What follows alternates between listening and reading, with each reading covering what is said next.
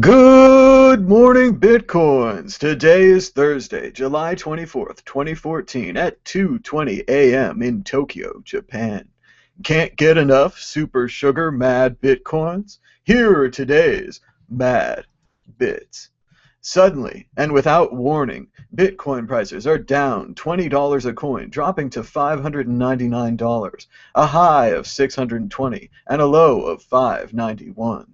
The 500s again. Litecoin is down as well to $8 a coin. Bitcoin Rebel shirts, t-shirts, hoodies, hats, now available at bitcoinnotbombs.com. Check them out at Bitcoin Not Bombs. And remember, you can always donate to Mad Bitcoins at madbitcoins.com or through the blockchain address appearing on your screen.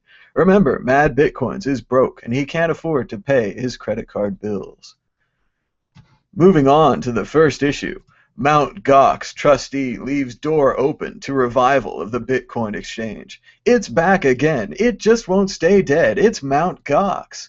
Mt. Gox, the thing everyone loves to hate. And I feel bad for everybody. I know you lost a lot of money, but you're not going to be able to bring this exchange back. The idea is madness. Let the exchange die. Mt. Gox Bitcoin investors voice anger after creditors meet. And well they should. These people have lost a lot of money and I feel bad for them. If voicing anger can help them reach acceptance of their lost funds, that's the way to go, because they're certainly not going to find this Bitcoin underneath Mark Karpellis' cat. Sale of Mt. Gox-related Bitcoins.com halted after court order. Again, no relief for these Mt. Gox people. Nothing but pain. CoinLab is suing Mt. Gox over an alleged breach of contract over a partnership, and they want a piece or maybe all of Bitcoins.com. Battle continues in bankruptcy court. BANKSY, Bitcoin, and the WINKLEVOSS twins. An online art love story. Cameron and Tyler Winklevoss are backing an online auction house called Paddle 8. Great name, guys. Great name. And are peddling Banksy, Oldenburg, and Andy Warhol this week.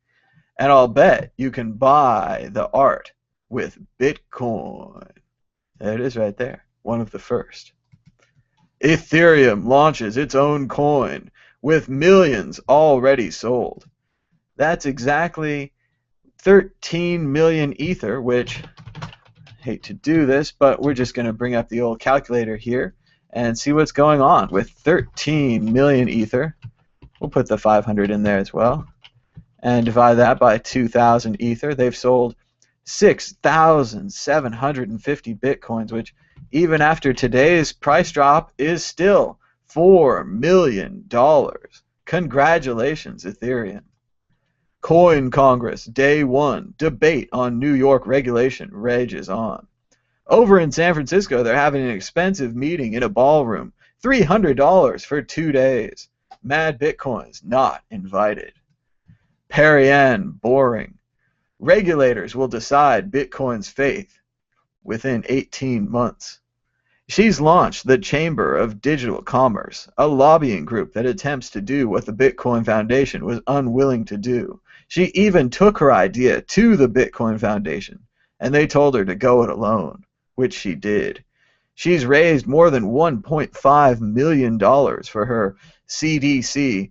Again, great name, guys. Center for Disease Control much? The Chamber of Digital Commerce. Sorry, that's Center for Disease Control.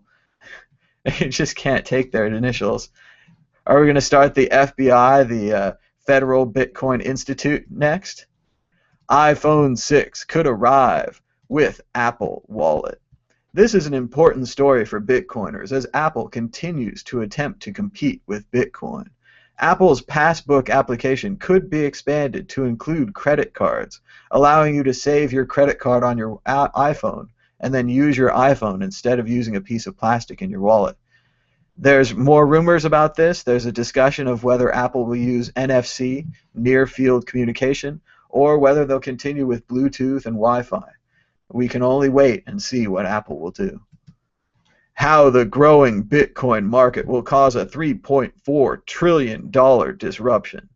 A tsunami of disruption, courtesy of Bitcoin, is headed directly for several sectors of the financial services industry. I really like this article. I like the way it lists the various companies that are, it actually says it, companies at risk from Bitcoin. Look at this. Visa, 105, I guess this is in millions, market cap, $105 million.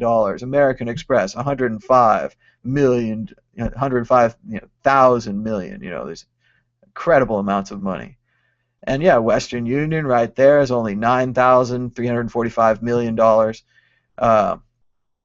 don't know how to calculate this. It's probably 9 billion. But that would have made more sense. But look at all these companies: trust, escrow, payment hardware, bank software, security exchanges. More than $546 billion in industries waiting to be disrupted by Bitcoin. Barry Silbert's Bitcoin Opportunity Corporation invests $200,000 in Volabit, a Mexican BTC exchange. Again, this is very important.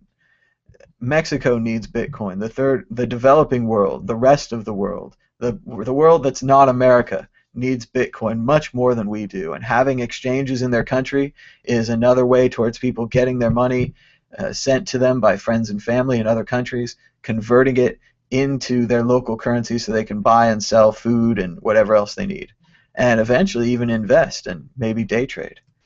State Bank of Vietnam to crack down on Bitcoin exchange. Bad news for Vietnam. Looks like our friend at This Week in Cryptos had better get out the old ban hammer, because Vietnam is going after a Bitcoin exchange. And of course, we don't know the details. It could be a Bitcoin exchange operating illegally. Who knows?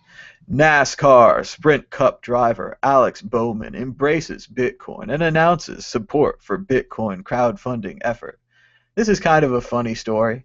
The Doge car was so successful in NASCAR that now a NASCAR driver is actually asking for Bitcoin donations. He's wishing that he could be the next Doge car.